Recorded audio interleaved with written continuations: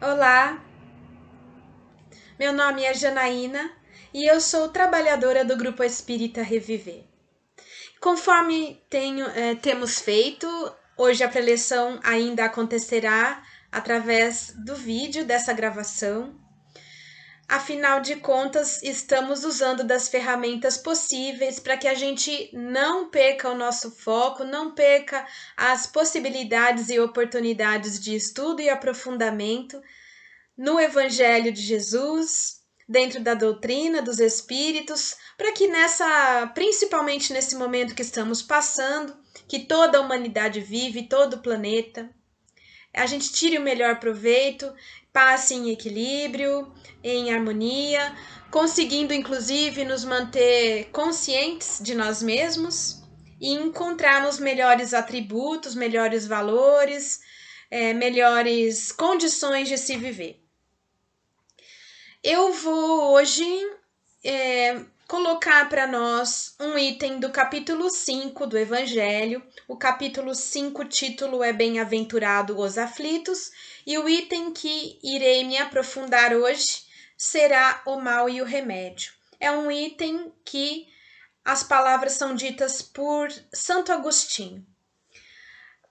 O título é muito claro já, nós vamos falar, de dores e de remédio. E vamos fazer um paralelo também com as nossas provas. Nós podemos começar fazendo um reconhecimento aqui de situações bem específicas que todos vivemos. Às vezes podemos estar vivendo, inclusive nesse momento, uma situação de doença ou alguma dor que temos no nosso corpo, algum ponto na nossa saúde que estamos trabalhando, que estamos fazendo algum tratamento específico. Sentir dor não é bom. A dor dói. E quando existe uma dor, nós temos então algum processo doente, alguma ferida, alguma falta de saúde em algum ponto, aliás, pedindo atenção, que requer a nossa atenção, requer um cuidado específico. Nós podemos sentir dores emocionais, dores físicas, dores da mente, dores da alma. E se há esse processo de dor, há necessidade então de um processo de cura para essa dor. Os processos de cura normalmente não são gostosos. Existe um remédio a ser tomado, alguma mudança de atitude a ser feita, que às vezes vem uma adaptação rápida que temos que fazer diante da realidade, ou alguma reação daquele remédio que o nosso corpo sente, que tem um mal-estar, mas que a gente sabe que um objetivo claro e certo no final, que é a cura, que é atingir o propósito específico proposto daquele tratamento para regenerar, curar, tratar, estancar, cicatrizar. E para o nosso espírito, o caminho não é diferente. Mas o nosso santo remédio, os santos remédios para a cura do nosso espírito, são as provas. As benditas provas que nós às vezes relutamos, nos debatemos para vivenciá-las. Mas extremamente necessárias para que a gente então alcance o objetivo maior, que é o objetivo de fazer a transformação de alguma realidade dolorida, uma realidade que machuca, que aprisiona. Vou então colocar algumas palavras do próprio Santo Agostinho, que vai já abrir para uma reflexão muito interessante. Vossa terra é, por acaso, algum lugar de alegrias, um paraíso de delírios? Vós que nele viestes viver, esperai portanto, lágrimas ardentes e penas amargas. E quanto mais agudas e profundas forem essas dores, voltai os olhos aos céus e bendizei ao Senhor por vos ter querido provar. O que Santo Agostinho coloca aqui é que entender que essas provas são santos remédios e que elas são exatamente aquilo que precisamos viver para nos burilar, para burilar o nosso espírito, nós devemos bem dizê-las. Burilar é trabalhar alguma coisa com minúcia, alguma coisa específica, fazendo retoques. Podemos dizer então aparar as vértices, ou então, como nosso querido amigo trabalhador do Grupo Espírita Reviver sempre diz, arrancar as nossas escamas. As provas servem para isso. E elas vêm num formato doloroso, trazendo sofrimentos para que a gente dê uma atenção particular a elas, uma atenção preciosa, e que a gente se direcione, se determine a ultrapassar, vencer aquela prova. Nós temos recursos suficientes para encará-las, porque estamos galgando degraus na nossa existência desde o início.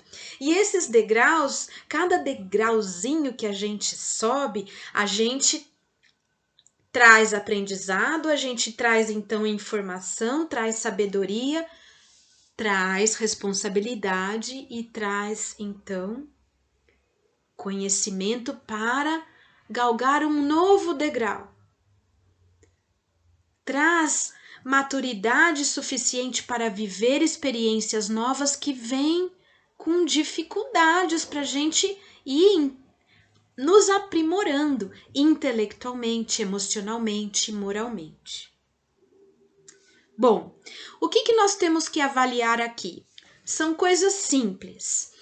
Grandes nomes da história que têm registro dos sábios, dos profetas, dos grandes mestres, de grandes estudiosos e do mais importante para nós, nosso irmão mais velho, nosso mestre Jesus, o mestre dos mestres, todas essas vidas vêm registradas com comodismo.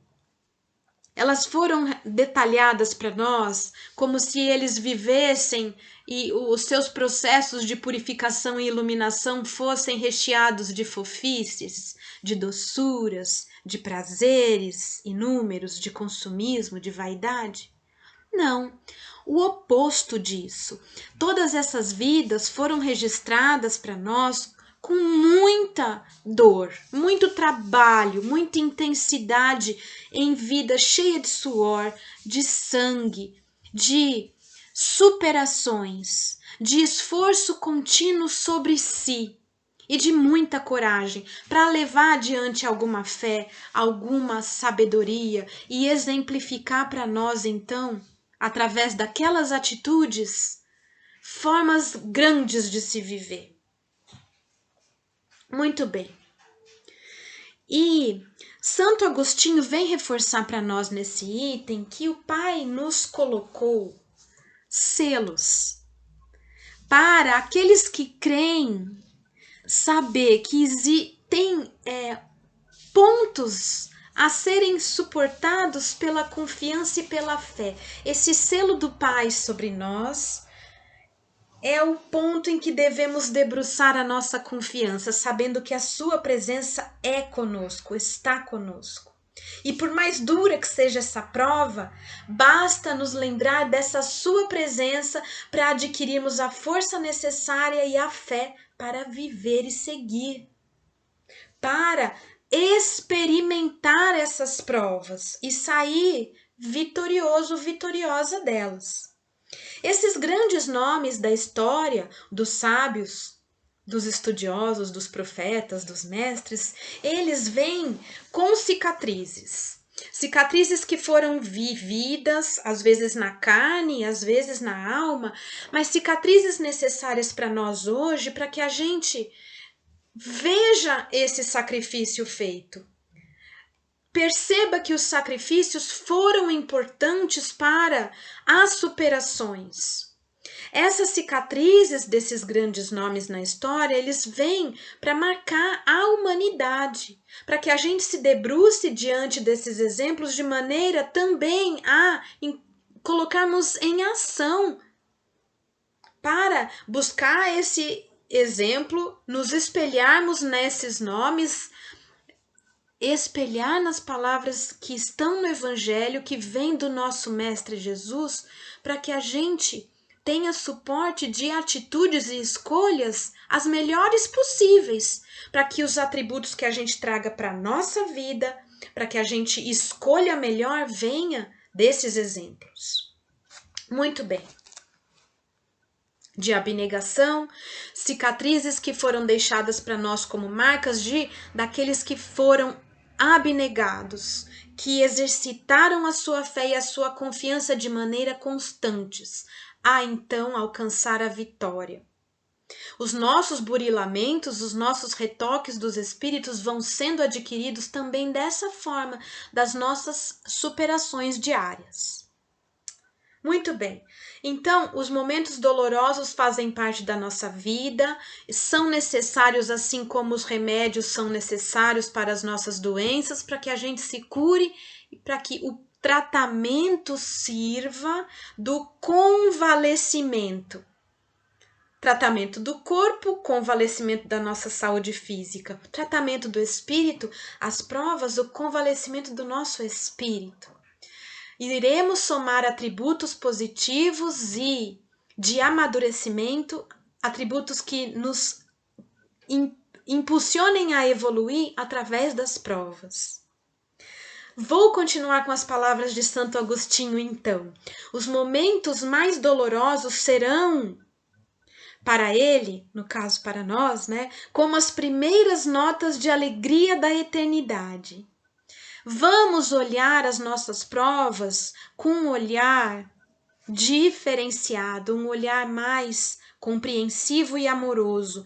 Se atribuímos a elas valores que irão nos fazer movimentar, exercitar intelectualidade, exercitar maturidade emocional, exercitar em nós potências para que a gente supere, que a gente adquira novos conhecimentos, elas terão um peso diferente e terão uma importância para nós, como inclusive uma maneira da gente se devocionar a elas.